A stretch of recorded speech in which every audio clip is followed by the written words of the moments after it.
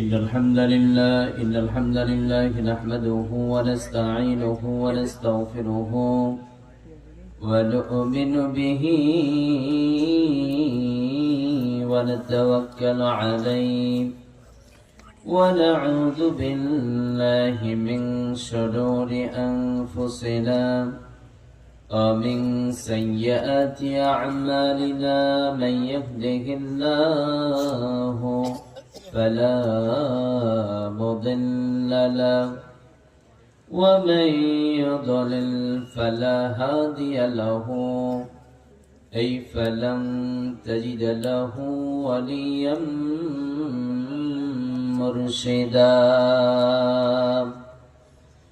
ونشهد أن لا إله إلا الله وحده لا شريك له والذي لا ضد له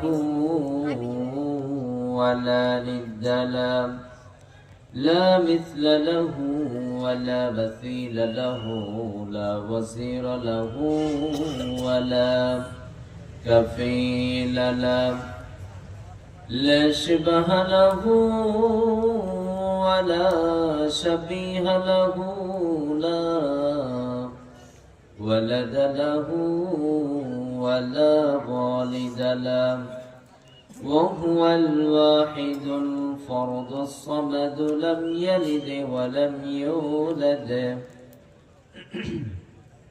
ولم يكن له كفوا أحد ونشهد أن سيدنا ونبينا وحبيبنا وبشيرنا ونذيرنا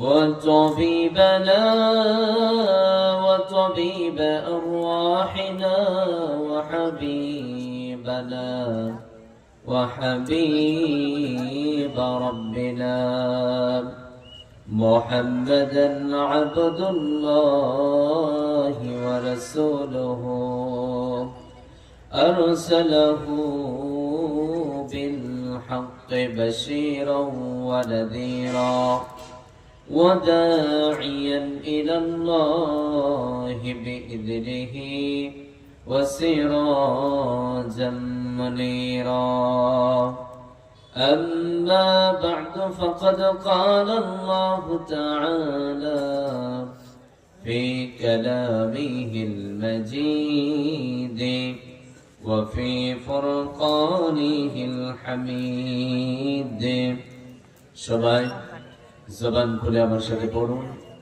أعوذ بالله من الشيطان الرجيم بسم الله الرحمن الرحيم وسارعوا إلى مغفرة من ربكم وجنة عرضها السماوات والأرض أعدت للمتقين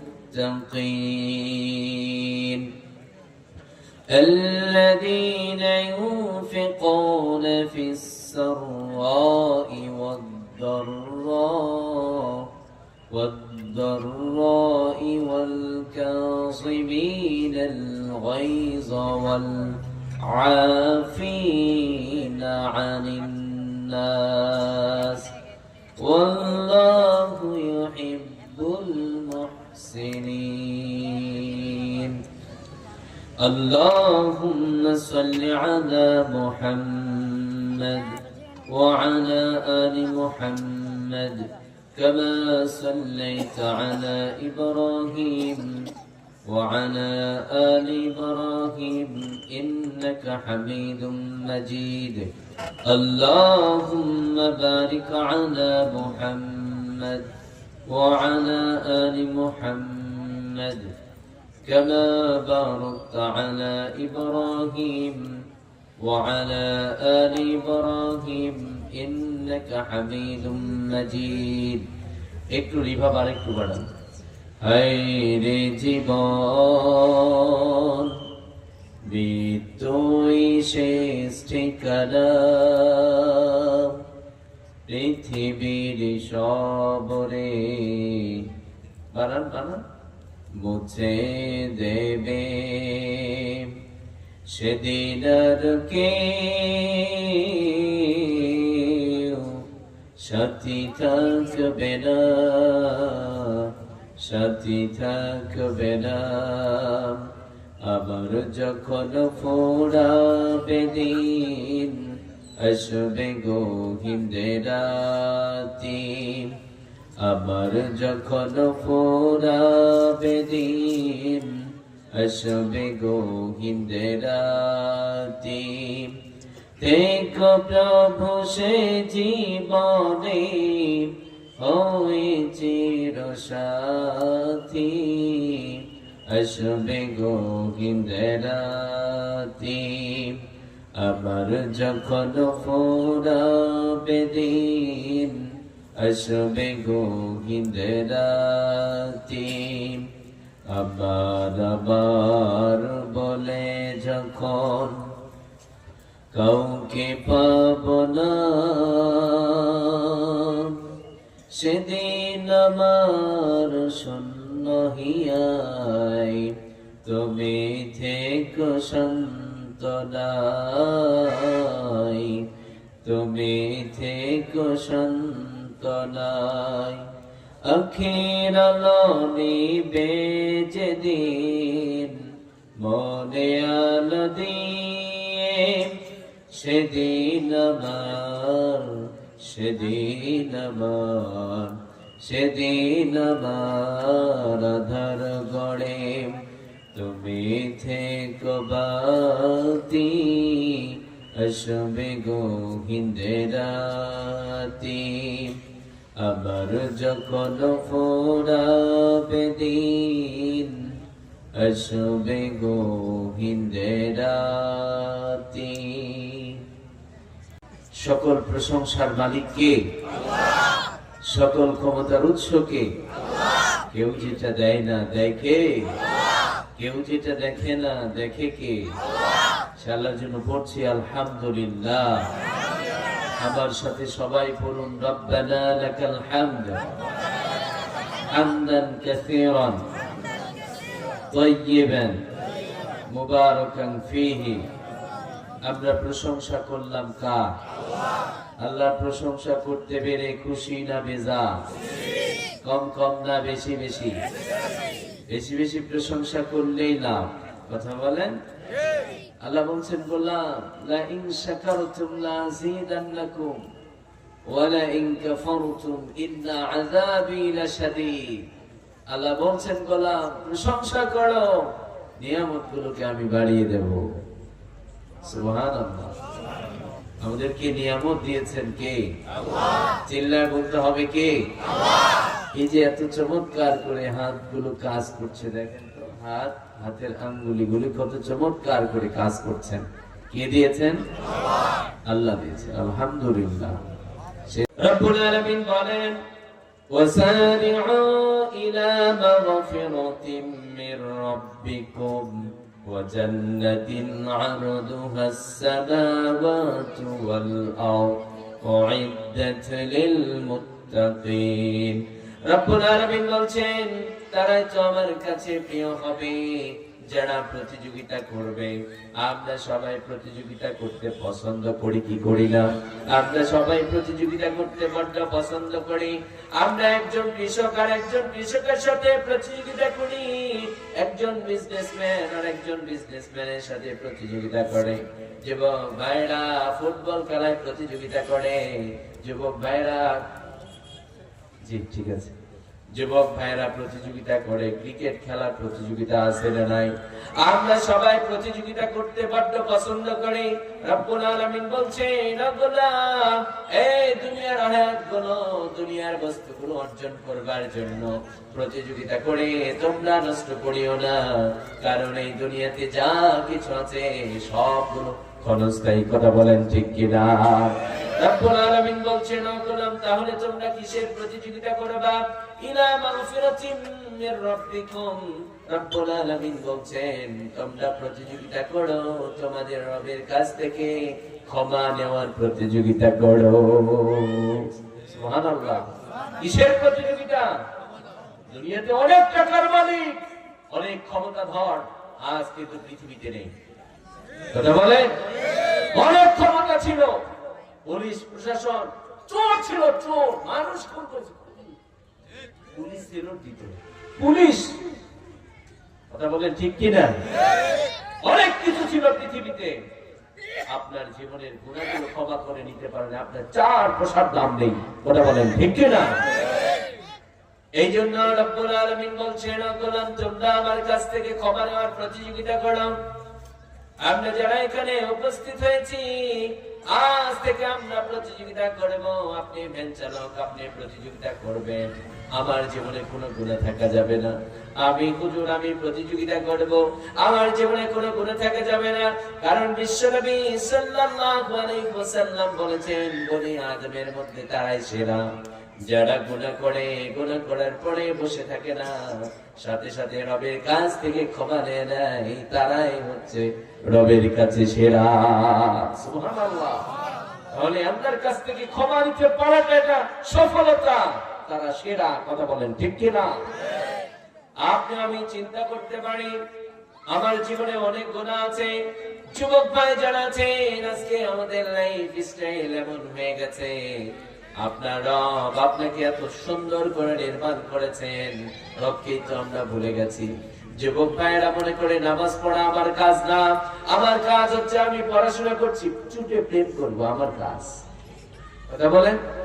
যুবকদের life style এমন আজ আমাদের বড় দুঃখ হয় আপনারা বলুন কোরআন সুন্নাহর বাহিরে একজন নারী একজন পুরুষের বৈবাহিক সম্পর্ককে বৈধ করে দিয়েছেন তাছাড়া কোন সম্পর্ক আছে প্রেম প্রীতি বলে কোন সম্পর্ক আছে আজ 90% মুসলমানের দেশে আপনারা বলুন অবৈধ প্রেম প্রীতি মানে জোয়ার উঠেছে কথা বলেন ঠিক কি না অবৈধ প্রেম প্রীতি চলছে আমরা আবার অনেক মানে গর্বের সাথে বলি আমরা সভ্য জাতি আমরা মাথা উঁচু করে দাঁড়াই কিন্তু এই দেশে ছোট্ট একটা মেয়েকে ধর্ষণ করা হয় সে দুনিয়া থেকে বিদায় নেয় বাংলার জমিনে বিচার হয় না কথা বলেন ঠিক কিনা আমরা দেখি নাই আমাদের ছোট্ট বোন আসিয়া তাকে ধর্ষণ করা হয়েছে দুনিয়া থেকে বিদায় নিয়েছে বিচার হয় না কথা বলেন ঠিক কিনা আইন শৃঙ্খলা আপনার ফ্যামিলির জন্য আপনার প্রতিষ্ঠানের জন্য আইন শৃঙ্খলা সুন্দর করুন দেখবেন আপনার ফ্যামিলি সুন্দর হয়ে গেছে আপনার প্রতিষ্ঠান সুন্দর হয়ে গেছে একটা দেশ এই দেশের যদি আইন শৃঙ্খলা ঠিক না থাকে দেখবেন এই দেশের মধ্যে দিন দিন অন্যায় বাড়তে থাকবে কথা বলেন ঠিক কিনা আজ এই জন্য তো অন্যায় বাড়তেছে তাহলে যুবক ভাইয়েরা যারা আছেন প্রেম প্রীতি করবেন হ্যাঁ পড়াশোনা করুন আবার চিন্তা করে হুজুর পড়াশোনা করে কি হবে পড়াশোনা করেছি মাথার চুল উঠে যাচ্ছে সরকারি টাকা সরকারি চাকরি করব টাকা নাই সরকারি চাকরিও নাই সুন্দর মেয়েকে বিয়ে করতে মন চায় সরকারি চাকরি নাই সুন্দর বউটাও কপালে না আছে না না কারণ আগে শুনতাম মুরব্বী বাবারা যখন তার মেয়েকে বিয়ে দেবে ছেলেকে বিয়ে দেবে তখন মানে তারা একজন আরেকজনকে বলতো আমার মেয়েকে বিয়ে দেবে একজন সৎ মানুষ খুঁজবে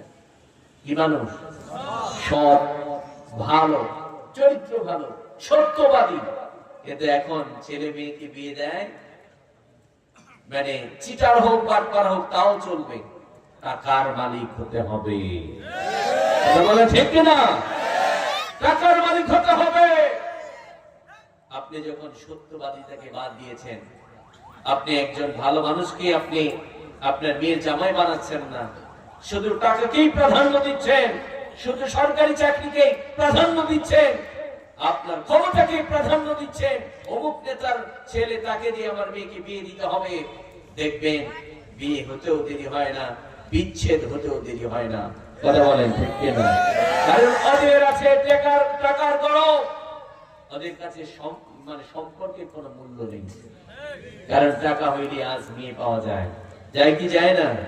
আমাদের বোনেরা যারা আলোচনা শুনছেন, আপনাদেরকে বলছি, ইসলাম যে আপনাদের কি পরিমাণ মর্যাদা দিয়েছে, আজ আমাদের বোনেরা তাদের ইজ্জত, তাদের সতীত্ব হেরে যায় একটা গিফটের কাছে। কথা বলেন ঠিক কিনা?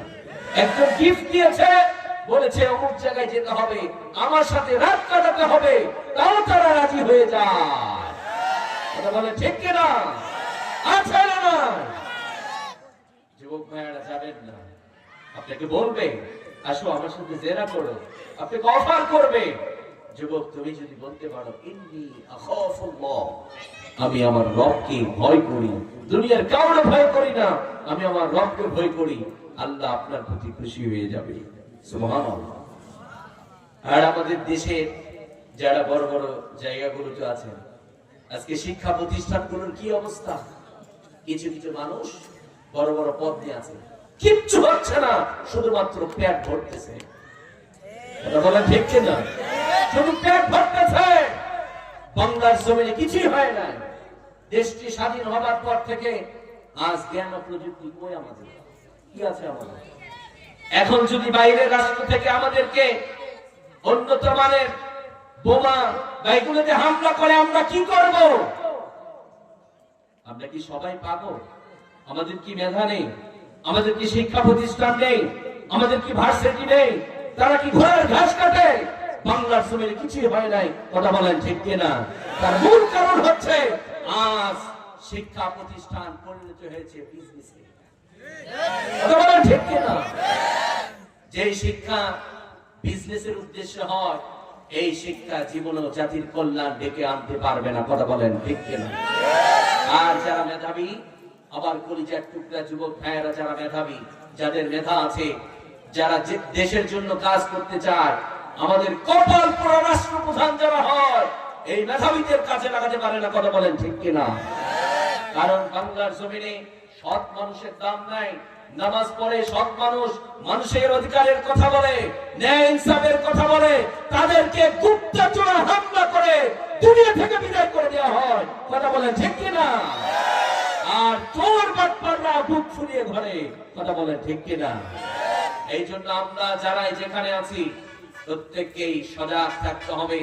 আমরা ন্যায় এবং ইনসাফ কায়েম করব। রাজি আছি না নাই? রাজি আছি না নাই? বুঝতে পারলেন আমার কথা? আজকে আমাদের এত মেধাবী, আমরা তো একটা বিমান কামান কিছুই আবিষ্কার করতে পারছি না। পারছি? আমাদের মেধা আছে, আমাদের সরকার ইনভেস্ট করে না, টাকা দেয় না, কিন্তু বাইরে থেকে কিনো আর কি, অন্যদের বড় লোক করো। আমরা নিজেরা কিছু আবিষ্কার করতে পারছি না। এই কথাগুলো কেন বলছি? আমাদের মেধা আছে, আমাদের এত মেধা, আমাদের যুবক ভাইদেরকে আমরা কাজে লাগাতে পারছি না। এই জন্য আমরা যেন নোংরামি না ছড়ি, আমরা যেন প্রত্যেককেই দেশের এবং জাতির কল্যাণে কাজ করি। আল্লাহ কবুল করুন, সবাই পড়ে না আমি। কি আমাদের অবস্থা? পার্শ্ববর্তী দেশ ভারত মাঝে মধ্যে পেঁয়াজের দাম বাড়িয়ে দেয়। 50 টাকার পেঁয়াজ 500 টাকা কিনে খেতে হয়। কথা বলেন ঠিক কিনা? আমাদের কপাল পোড়া রাষ্ট্রপ্রধান যারা হয়, তারা কৃষিতে মনোযোগ দিচ্ছে না। তারা যদি বলতো আমরা ভর্তুকি দেব, আমরা টাকা দেব, আপনারা যে এলাকায় পেঁয়াজ ভালো উৎপাদন হয় সেগুলোতে পেঁয়াজ দাও, আমার দেশ এগিয়ে যাবে। কথা বলেন ঠিক কিনা? কারণ অর্থনীতি যখন আপনারা ভাবতে পারেন এগুলো কি ওয়াজ, এগুলোই ওয়াজ। আপনার ঈমান ভিতরগত ভাবে নষ্ট হয়ে যাচ্ছে, আপনি বুঝতেই পারছেন না। আপনারা বলুন, আজ এই পৃথিবীর অর্থনীতি কাদের হাতে? হ্যাঁ, ইহুদি খ্রিস্টানদের হাতে। বড় বড় বিজনেসম্যান ইহুদি খ্রিস্টানরা, অথচ এই মুসলমানেরা ছিল আত্মমর্যাদার জাত, অর্থনীতি তাদের হাতে কন্ট্রোল ছিল। আজ আমরা কিন্তু মানুষের কাছে শুধু চেয়ে বেড়াই। কথা বলেন ঠিক কিনা? এই জন্য আমরা সবাই যেন আত্মমর্যাদার সাথে চলতে পারি। আমরা প্রত্যেকেই বেকার থাকবো না। যুবক ভাইদেরকে বলছি, বেকার থাকা যাবে না। চাকরি নেই, আপনি বিজনেস শুরু করেন। বিজনেস নেই, আপনি কৃষক হন, ভালো একজন, আপনি পরিশ্রম করবেন। তাহলে যুবক ভাইয়েরা, আপনাদেরকে বলছিলাম, জীবনে গুনাহ রাখা যাবে না। গুনাহ হয়ে যেতেই পারে। আপনি ভুল করেছেন, আপনি সাথে সাথে ক্ষমা চাবেন কার কাছে? রব্বুল আলামিন বলছেন, গোলাম তুমি ভুল করেছো, তুমি গুনাহ করেছো, তোমার বাবার মতো তোমাকে আমি ভালোবাসি না, তোমার মার মতো তোমাকে আমি ভালোবাসি না। অনেক গুনাহ করেছো, হতাশ হয়ে যেতে পারো। তুমি ভেবে নিতে পারো রব্বুল আলামিন আমার এই অপরাধগুলো বুঝি মাফ করবে না। রব্বুল আলামিন বলছেন, ও গোলাম তুমি হতাশ হও না, তোমার জীবনে যত বড় পাপ থাক না কেন, ইয়া আইয়ুহাল্লাযীনা আমানু তুবু ইলাল্লাহি তাওবাতান নাসুহা। রব্বুল আলামিন বলছেন, ও গোলাম তোমরা যারা নিজের নফসের প্রতি জুলুম করেছো, অত্যাচার করেছো, তাওবা করো। তাওবার মতো যখন তাওবা হয়ে যাবে, তোদের জীবনের সমস্ত গুনাহগুলো আমি মাফ করে দেব। সুবহানাল্লাহ। আমাদের বোনেরা যারা গুনাহ করেছেন তাওবা করবেন, রবের কাছ থেকে তাওবা করবেন, প্রতিদিন ইস্তিগফারের আমল করবেন। আপনারা আমার প্রিয় নবী বিশ্ব নবী সাল্লাল্লাহু আলাইহি ওয়াসাল্লাম এই পৃথিবীর সেরা ম্যান, তিনি নিজেও প্রতিদিন 70 বারের অধিক ইস্তিগফারের আমল করতেন।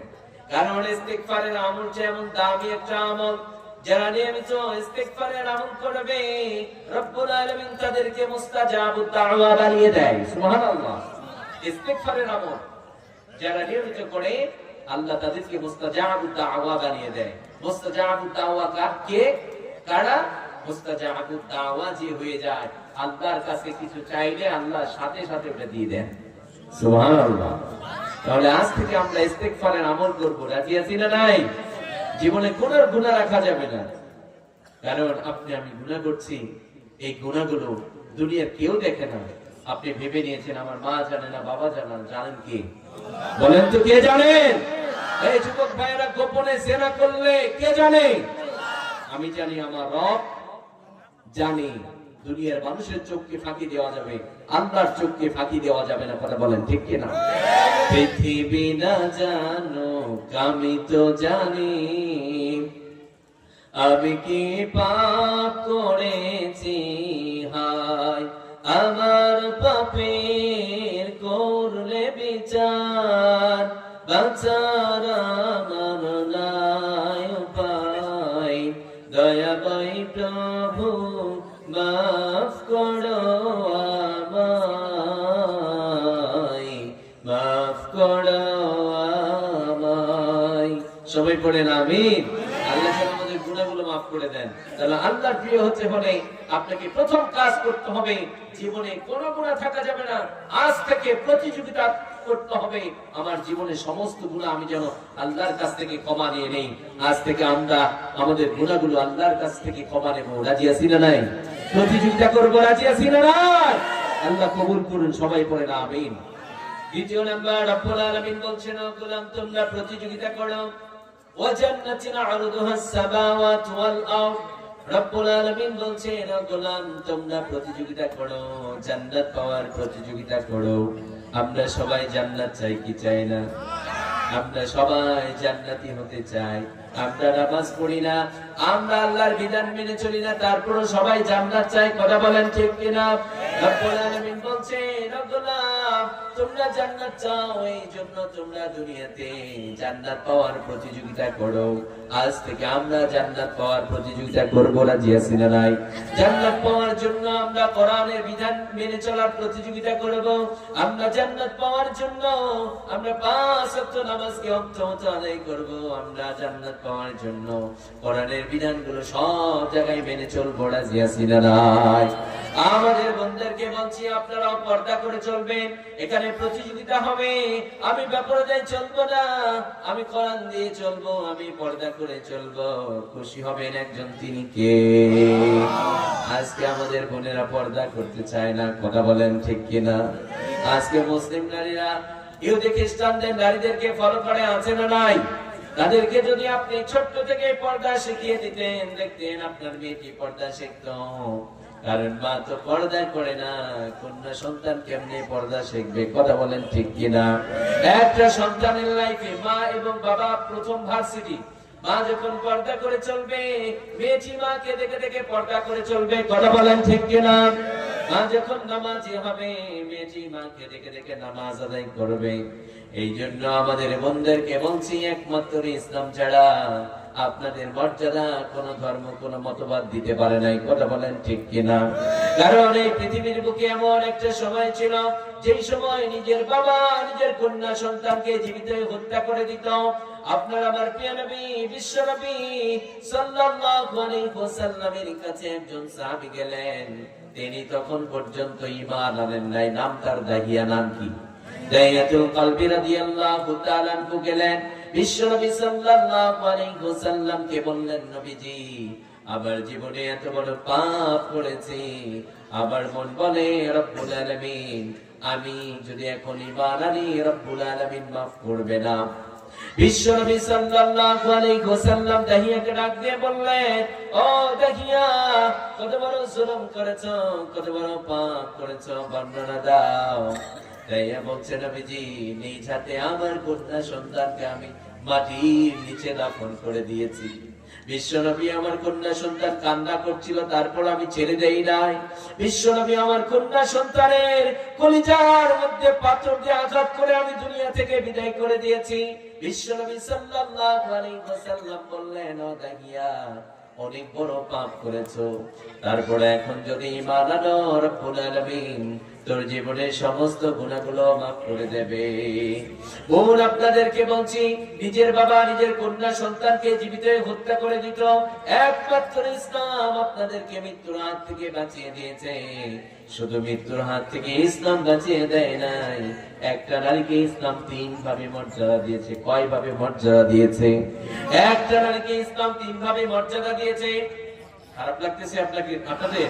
হ্যাঁ, কষ্ট হলে বলবেন। ইসলাম একটা নারীকে 3 ভাবে মর্যাদা দিয়েছে।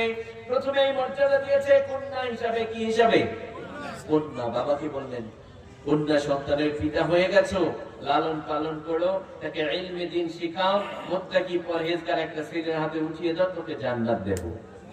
সুবহানাল্লাহ। শুধু কি তার? মেয়েকে আবার বাবার জমি মানে অধিকার বানিয়ে দিলেন, বাবার অর্থ সম্পদের তার একটা অ্যাকাউন্ট তৈরি করে দিলেন। কেমনে? আপনারা আপনাদের ফ্যামিলিতে আপনাদের এলাকাতে থাকতে পারেন, একটা ফ্যামিলিতে 3 ভাই 1 বোন। আপনারা বলুন, আমাদের ধর্মে কোরআন এবং সুন্নাহর আলোকে বাবার জমির ভাগ সম্পদ ছেলে যা পাবে, মেয়ে তার অর্ধেক। আপনারা বলুন, কোন ভাই কি কখনো তার বোনকে বলে তুমি বাবার সম্পদের ভাগ তুমি বসে থেকে নিবা, আমরা যে পরিশ্রম করতেছি তুমিও চলো পরিশ্রম করো? কেউ কি বলে? বলে না। ইসলাম নারীদের কি পরিমাণ মর্যাদা দিয়েছে একটু খেয়াল করুন।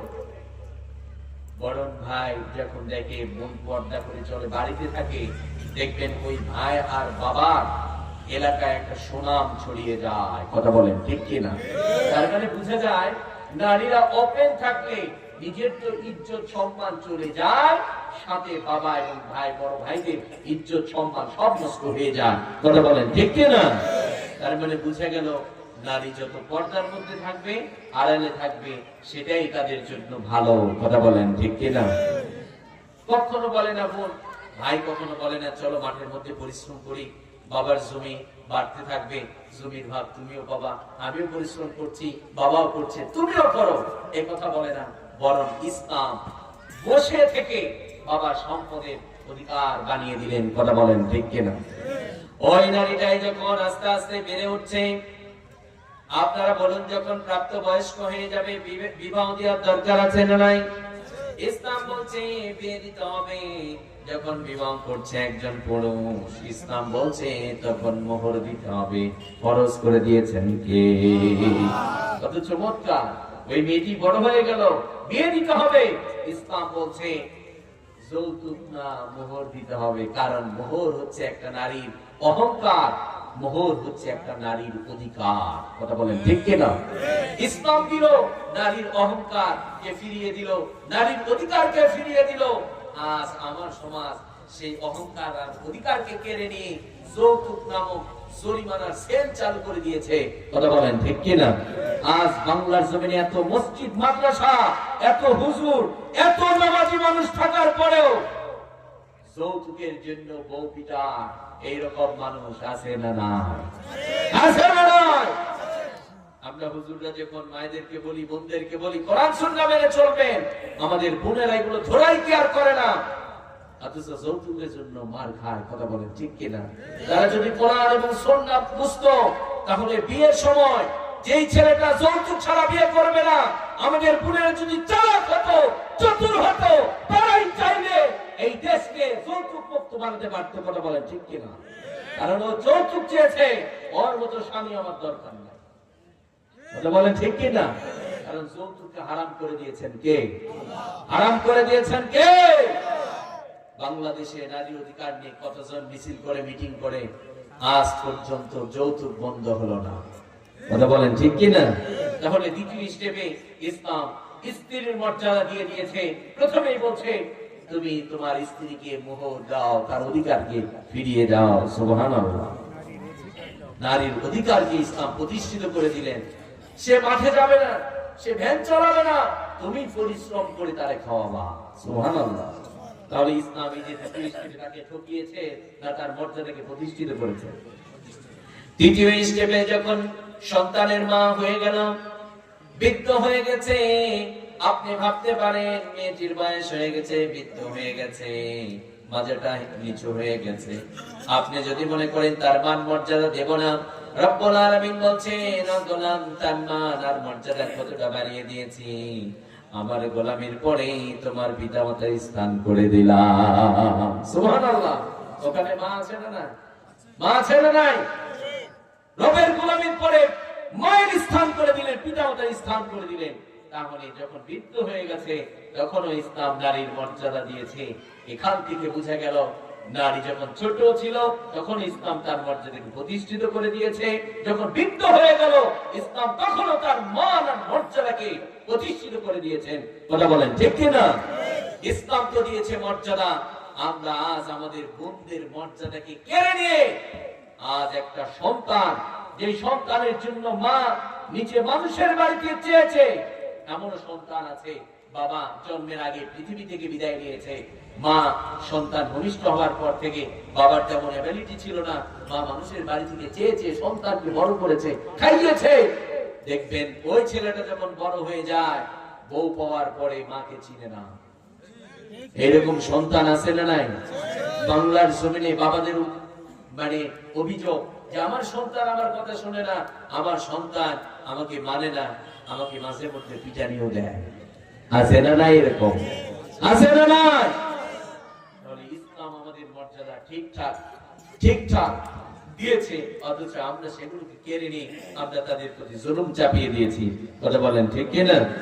তাহলে আমাদের বোনেরা যেন অবশ্যই কোরআন এবং সুন্নাহ মেনে তারা চলে, তারা যেন পর্দা করে চলে। আমরা যারা এখানে গার্ডিয়ান আছি, ওয়াজ অনেক শুনবেন, অনেক মানুষ হবে, কিন্তু ওয়াজ থেকে কিছু শিখবেন না, ওয়াজ থেকে কিছুই নিয়ে যাবেন না, কোন লাভ হবে? কোন লাভ হবে? এখন তো অন্তত একটা কথা বুঝতে পারলেন, নারীকে ইসলাম কি পরিমাণ মর্যাদা দিয়েছে। আপনাদের দায়িত্ব, যাদের বোন আছে, যাদের মেয়ে আছে, আপনাদের দায়িত্ব আপনার মেয়েকে, আপনার বোনকে পর্দা করাবেন। রাজি আছেন তো? করা যাবে? আল্লাহ কবুল করুন, আমিন পড়েন। তাহলে প্রিয় ভাইয়েরা আমার, আমরা দ্বিতীয় স্টেপে আমরা প্রতিযোগিতা করব কিসে? জান্নাত পাওয়ার প্রতিযোগিতা করব। কারণ আখিরাতে কিয়ামতের দিন যে ব্যক্তিটা জাহান্নাম থেকে মুক্তি পেল, জান্নাতি হয়ে গেল, তার যে বড় সফলতা আর কিছু হবে? তার চেয়ে আর বড় কোনো সফলতা হতে পারে? আবার রব্বুল আলামিন বলছেন, ও গোলাম, যারা কিয়ামতের ময়দানে যারা জান্নাতি হবে আর যারা জাহান্নামী হবে, তারা কবু সমান হবে নাকি? রব্বুল আলামিন বলছেন, ও গোলাম, লা ইয়াসতাবি আসহাবুন নারি ওয়া আসহাবুল জান্নাহ, আসহাবুল জান্নাতি হুমুল ফাইজুন। রব্বুল আলামিন বলছেন, যারা জান্নাতি আর যারা জাহান্নামী তারা কবু সমান নাকি? রব্বুল আলামিন বলছেন, যারা জান্নাতি তারাই আমার কাছে সেরা। সুবহানাল্লাহ।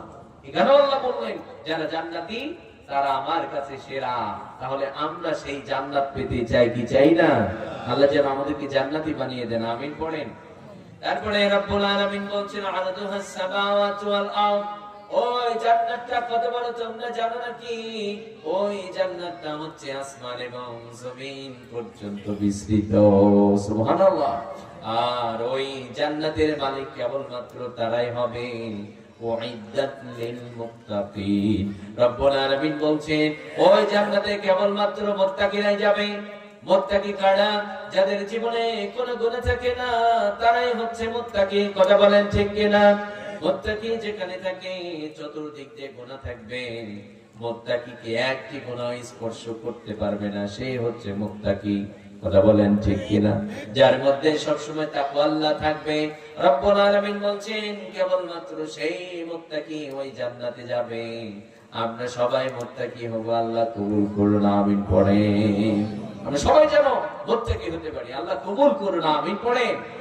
এরপরে পরে আয়াতে আল্লাহ চমৎকার করে বলছেন, দুনিয়াতে প্রশাসনের ভাইদেরকে দেখার পরে দেখবেন তাদের গায়ে ইউনিফর্ম আছে, তাদের আইডি কার্ড আছে, এগুলো দেখলেই প্রমাণ হয়ে যায় সে প্রশাসনের একজন পুলিশ, সে একজন র্যাব, সে একজন আর্মি। কথা বলেন ঠিক কিনা? আল্লাহ বলছেন গোলাম, তোমরা যে মুত্তাকি দাবি করবা, তোমাদের কিছু বৈশিষ্ট্য তো থাকতে হবে, যে বৈশিষ্ট্যগুলো প্রমাণ করবে তোমরা মুত্তাকি। আল্লাহ পরের আয়াতে মুত্তাকির তিনটি বৈশিষ্ট্য দিয়েছেন। কয়টি বৈশিষ্ট্য? তিনটি বৈশিষ্ট্য দিয়েছেন। চমৎকার, একটু খেয়াল করুন। রব্বুল আলামিন বলছেন যারা মুত্তাকি তারা জান্নাতে যাবে।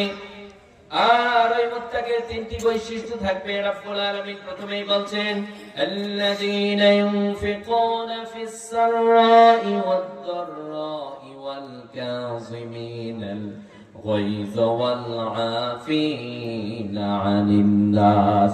রব্বুল আলামিন বলছেন যারা মুত্তাকি হবে তাদের প্রথম নাম্বার বৈশিষ্ট্য থাকবে তারা সুখে এবং দুঃখে দান করে। কি করে?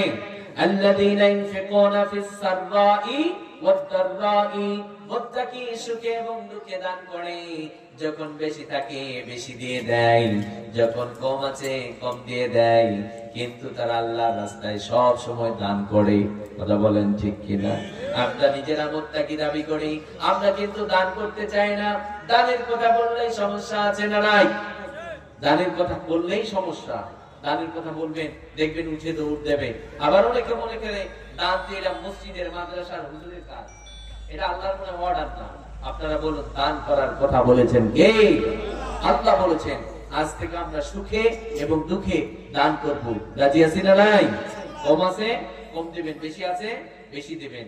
কারণ দান, যে দান করে বেশি বেশি, আল্লাহ তাকে সকল প্রকার বালা মুসিবত থেকে বাঁচিয়ে দেন। আমাদের জীবনে সমস্যা কম না বেশি? অসুস্থতা, পেটে গিয়ে খেতে পারছেন না, আল্লাহ যদি আপনাকে নিরাপত্তা দেন, আল্লাহ যদি চান আপনি সুখে থাকবেন, পৃথিবীতে এমন কোন মেন নাই আপনাকে অসুখী বানাতে পারে। কথা বলেন ঠিক কি না?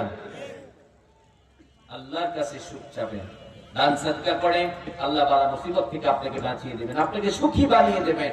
কারণ এই পৃথিবীতে আজও পর্যন্ত একটি মার্কেটও আবিষ্কার হয় নাই যে মার্কেটে সুখ কিনে পাওয়া যায়। কথা বলেন ঠিক কি না? একমাত্র আল্লাহর ভান্ডারে সুখ পাওয়া যায়। আল্লাহ ছাড়া কেউ আপনাকে সুখ দিতে পারবে না। পৃথিবীতে একটা মার্কেটও আবিষ্কার হয় নাই যে মার্কেটে সুখ কিনে পাওয়া যায়। কথা বলেন ঠিক কি না? তাহলে সুখে দুঃখে দান করবেন, আল্লাহ বালা মুসিবত থেকে বাঁচিয়ে দিবেন, আল্লাহ আপনাকে সুখী বানিয়ে দিবেন, ডিপ্রেশন মুক্ত বানিয়ে দিবেন। আল্লাহ বেশি বেশি দান করার তৌফিক দান করুন, আমিন পড়েন। বিশ্বনবী সাল্লাল্লাহু আলাইহি ওয়াসাল্লাম নিজে বেশি বেশি দান করতেন, উম্মতকে শিখিয়ে গেছেন। বিশ্বনবী সাল্লাল্লাহু আলাইহি ওয়াসাল্লামের কাছে একজন ভিক্ষুক আসলেন, এসে বললেন নবীজি আমার গায়ে কোনো কাপড় নেই, আপনি আমাকে একটা জুব্বা দিয়ে দেন। বিশ্বনবী সাল্লাল্লাহু আলাইহি ওয়াসাল্লাম বাড়ির মধ্যে প্রবেশ করলেন। বিশ্বনবী সাল্লাল্লাহু আলাইহি ওয়াসাল্লামের একটি মাত্র চাদর ছিল। বাড়িতে প্রবেশ করলেন, ওই একটি মাত্র চাদরই, একটি মাত্র জুব্বাই তাকে হাদিয়া দিয়ে দিলেন। সুবহানাল্লাহ! কি মানুষের সেবা করেছেন, মানুষের পাশে কেমনে দাঁড়িয়েছেন। একটি জুব্বা ছিল, একটি দিয়ে দিয়েছেন। আল্লাহর আর সহ্য হয় নাই, সাথে সাথে বললেন দুটো থাকলে একটি দিতেন, আপনার একটি জুব্বা আছে, আপনি একটি দিলেন কেন? কারণ ইসলাম চায় আপনি আমি যেন আত্মমর্যাদার সাথে মাথা উঁচু করে দাঁড়াতে পারি। কারণ আমার কাছে 20 টাকা আছে, আমি একজনকে দিয়ে দিলাম, পরে তো আমাকে আবার মানুষের কাছে হাত পাততে হবে। কথা বলেন ইসলাম চায় না, এটা করা যাবে না। তুমি যেন মাথা উঁচু করে দাঁড়াতে পারো। 20 টাকা আছে, তুমি 5 টাকা দাও। 15 টাকা নিজের জন্য রাখো। 10 টাকা আছে, তুমি 5 টাকা দাও। এইভাবে দান করতে হবে, কিন্তু বাঁচতে হলে দিতেই হবে। কথা বলেন ঠিক কিনা? দান না করলে আপনি বাঁচতে পারবেন না তো।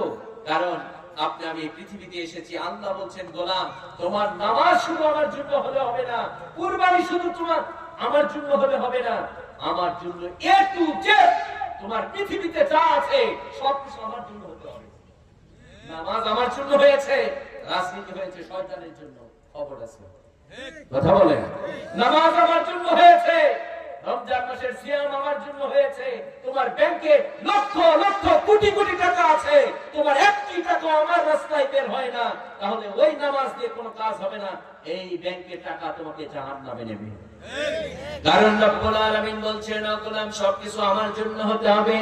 কুল ইন্না সলাতি ওয়া নুসুকি ওয়া মাহইয়ায়া ওয়া মামাতি লিল্লাহি রাব্বিল আলামিন।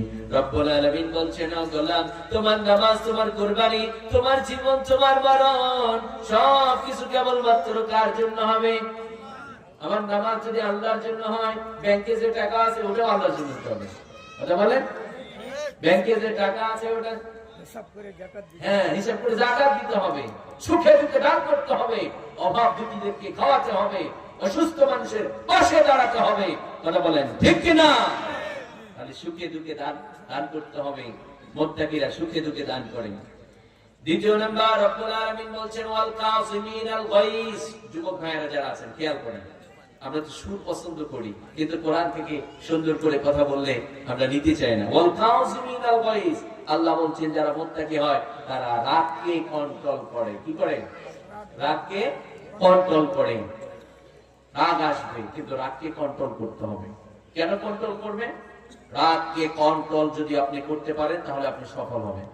কারণ একটা মানুষ দেখবেন প্রচন্ড রাগ উঠে গেছে, রাগের মাথায় একজনকে লাঠি মেরেছে, জায়গায় মরে গিয়েছে। এরকম ঘটনা ঘটে কি ঘটে না? যেন মানুষ একটা কথা বলে, রেগে গেলেন তো হেরে গেলেন।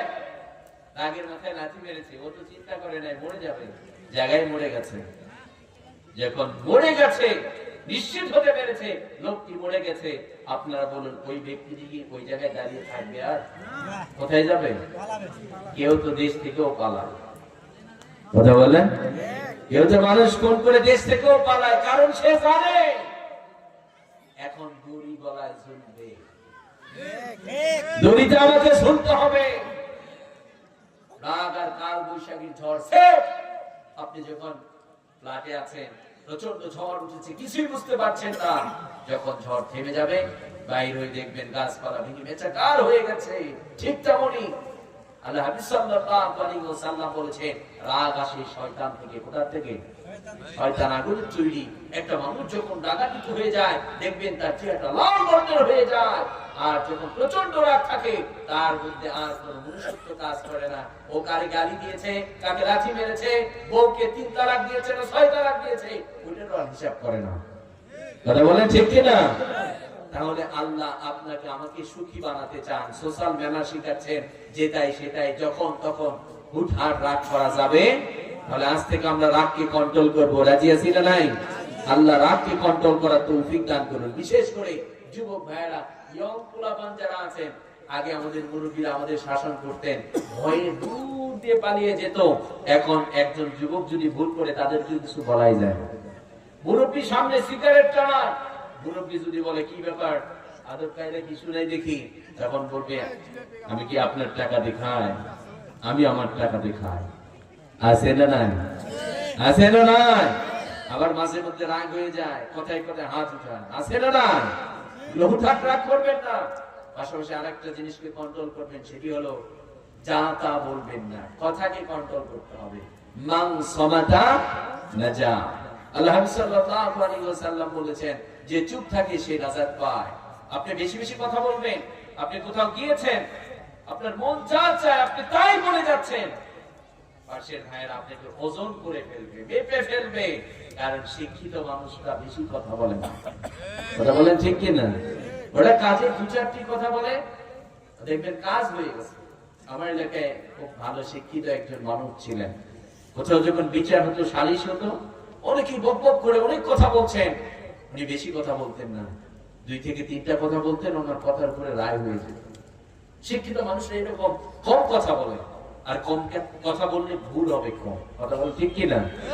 এমন একটা কথা, এমন একটা জিনিস, কথা আপনার জবান থেকে বের হয়ে গেছে, কথার নাম লতা। এখন এই কথার জন্য আপনাকে ফাঁসির দড়িতে ঝোলাও লাগতে হবে।